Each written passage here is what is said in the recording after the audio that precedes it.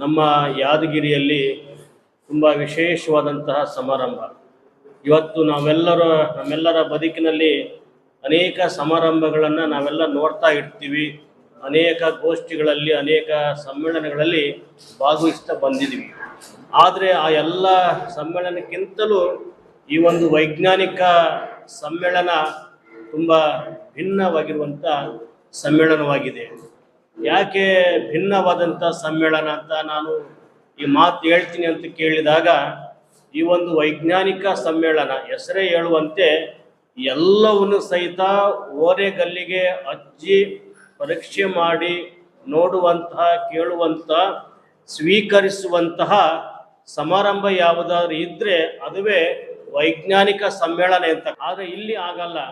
ಎಲ್ಲರೂ ಸಹಿತ ಪ್ರಶ್ನೆ ಮಾಡುವಂಥ ಮತ್ತು ಎಲ್ಲವನ್ನ ಸತ್ಯ ಅಸತ್ಯವನ್ನು ಕುರಿತು ಸ್ವೀಕಾರ ಮಾಡುವಂಥ ಸಮ್ಮೇಳನವೇ ಈ ಒಂದು ವೈಜ್ಞಾನಿಕ ಸಮ್ಮೇಳನ ಅಂತಕ್ಕಂಥದ್ದು. ಅದರಲ್ಲಿ ನಮ್ಮ ಕೊನೆಯ ಜಿಲ್ಲೆ, ನಮ್ಮ ಗಿರಿ ಜಿಲ್ಲೆ, ಕಲ್ಯಾಣ ನಾಡು, ಇದು ಶರಣರ ನಾಡು. ಒಂದು ವಿಶೇಷವಾಗಿ ಯಾದಗಿರಿ ಜಿಲ್ಲೆಯಲ್ಲಿ ಅತಿ ಹೆಚ್ಚು ಭಾನುಮತಿಯನ್ನ ಮತ್ತು ವಾಮಾಚಾರವನ್ನ, ಮೌಢ್ಯತೆಯನ್ನ ನಾವು ನೋಡ್ತಾ ಬಂದಿದ್ದೀವಿ.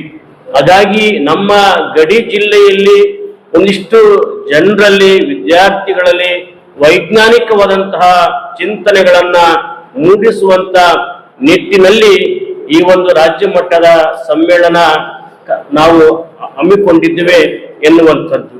ಈಗಾಗಲೇ ಇದರ ಸಂಸ್ಥಾಪಕ ಅಧ್ಯಕ್ಷರಾಗಿರ್ತಕ್ಕಂತಹ ಈ ನಾಡಿನ ಪ್ರಕಾರ ವೈಜ್ಞಾನಿಕ ಚಿಂತಕರು, ಪವಾಡಗಳ ಬಯಲು ಅನ್ನುವಂಥ ಇದರ ಮೂಲಕವಾಗಿ ನಾಡಿನಲ್ಲಿ ತುಂಬಾ ಖ್ಯಾತಿಯನ್ನ ಹೊಂದಿರತಕ್ಕಂಥ ನಮ್ಮ ಹುಲಿಕಲ್ ನಟರಾಜರವರು ನಿಜವಾಗ್ಲೂ ಈ ಒಂದು ಸಂಸ್ಥೆಯನ್ನ ಹುಟ್ಟು ಹಾಕಿ ನಮ್ಮ ಕನ್ನಡ ನಾಡಿನಲ್ಲಿ ಅಷ್ಟೇ ಅಲ್ಲ, ಬೇರೆ ಬೇರೆ ಪ್ರಾಂತದಲ್ಲಿ ಹೋಗಿ ಜನರಲ್ಲಿ ಜಾಗೃತಿಯನ್ನ ಉಂಟು ಮಾಡ್ತಕ್ಕಂಥದ್ದು ತುಂಬಾ ಅಪರೂಪದ ವ್ಯಕ್ತಿ ನಮ್ಮ ಹುಲಿಕಲ್ ನಟರಾಜರು ಅಂತಕ್ಕಂಥದ್ದು.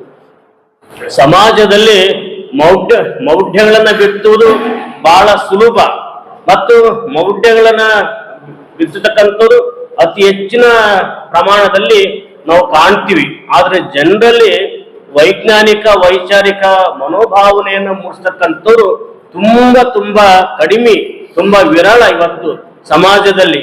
ಹಾಗಾಗಿ ನಮ್ಮ ಹುಲಿಕಲ್ ನಟರಾಜರವರ ನೇತೃತ್ವದಲ್ಲಿ ನಮ್ಮ ಯಾದಗಿರಿಯಲ್ಲಿ ಇವತ್ತು ಇದೇ ತಿಂಗಳು 28, 29 ಮತ್ತು 30ರಂದು ರಾಜ್ಯ ಮಟ್ಟದ ವೈಜ್ಞಾನಿಕ ಸಮ್ಮೇಳನ ನಮ್ಮ ಜಿಲ್ಲೆಯಲ್ಲಿ ನಡೀತಿರ್ತಕ್ಕಂಥದ್ದು ತುಂಬಾ ಹೆಮ್ಮೆಯ ವಿಚಾರವಾಗಿದೆ ಬಂಧುಗಳೇ.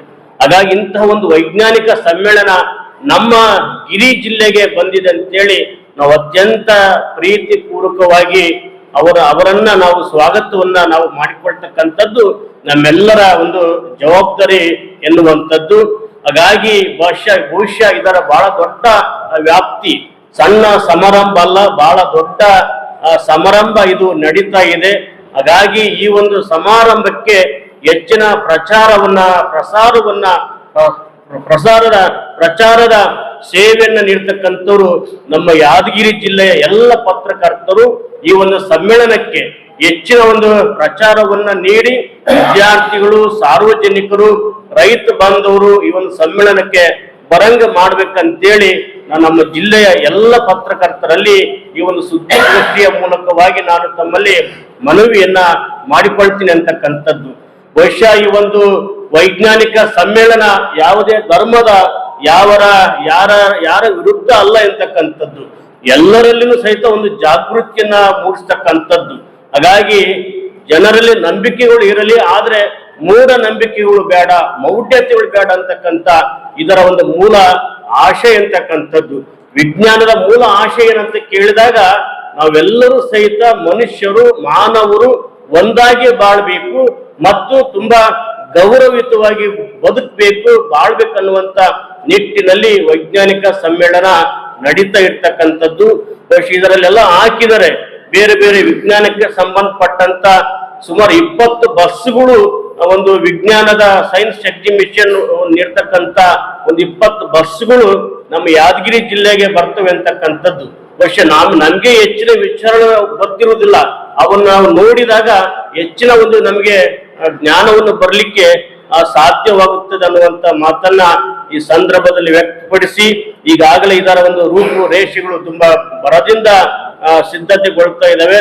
ಸಮ್ಮೇಳನದ ಸರ್ವಾಧ್ಯಕ್ಷರಾಗಿ ನಮ್ಮ ಕಲ್ಯಾಣ ನಾಡಿನ ಪ್ರಖರ ವಾಗ್ಮಿಗಳು, ಪ್ರಖರ ವೈಚಾರಿಕ ಚಿಂತಕರಾದಂತ ವಿಶ್ವರಾಧ್ಯ ಸದ್ದೆಂಪೇಟೆಯವರನ್ನ ಸಮ್ಮೇಳನ ಅಧ್ಯಕ್ಷರನ್ನಾಗಿ ಆಯ್ಕೆ ಮಾಡಿದ್ ನಮಗೆ ತುಂಬಾ ಸಂತೋಷ ತಂದಿದೆ ಅಂತಕ್ಕಂಥ ಮಾತನ್ನ ಈ ಸಂದರ್ಭದಲ್ಲಿ ವ್ಯಕ್ತಪಡಿಸಿ, ಒಟ್ಟಾರೆಯಾಗಿ ರಾಜ್ಯ ಮಟ್ಟದ 5ನೇ ವೈಜ್ಞಾನಿಕ ಸಮ್ಮೇಳನ ತುಂಬಾ ಯಶಸ್ವಿಯಾಗಿ ನಡೆಯುವಲ್ಲಿ ತಮ್ಮೆಲ್ಲರ ಸಹಕಾರ ತುಂಬಾ ಮುಖ್ಯ ಅಂತಕ್ಕಂಥ ಮಾತನ್ನ ಈ ಸಂದರ್ಭದಲ್ಲಿ ತಿಳಿಸಿ ನನ್ನೆರಡು ಮಾತುಗಳನ್ನ ಮುಗಿಸ್ತಾ ಇದ್ದೇನೆ.